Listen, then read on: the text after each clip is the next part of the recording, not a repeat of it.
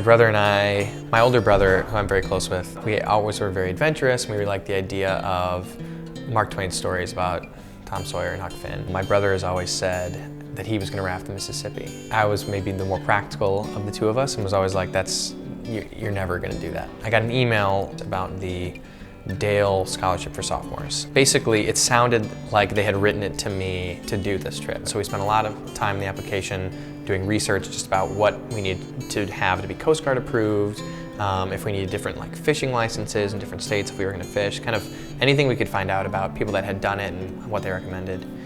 I ended up getting the Dale Award, which was really cool.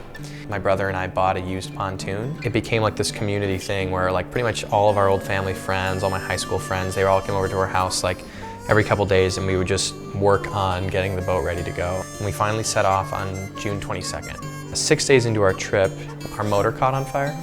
And so I contacted Princeton, and they were able to help us. It cost a little bit more than Princeton was able to give us, but we couldn't have done it without the money that Princeton gave us. My aunt and my parents started a little crowdfunding. We were able to raise some money from family friends through that. Even with our new motor, we could only go about 7 miles an hour, and we wanted to go somewhere between 70 and 100 miles a day. That led to us being on the water for about 10 to 14 hours a day. I read through a lot of great American classics, which was sort of part of the proposal, was to be reading this great American literature while sort of having this uniquely American experience. When we finally got to New Orleans, we were thrilled to be there. Knowing that we had made it was really just unlike anything I'd ever experienced. We got to meet people along the river that were just fascinating people and were so generous. We would be stopped in a marina and someone would say, "Do you guys need groceries? Do you want to take my car?"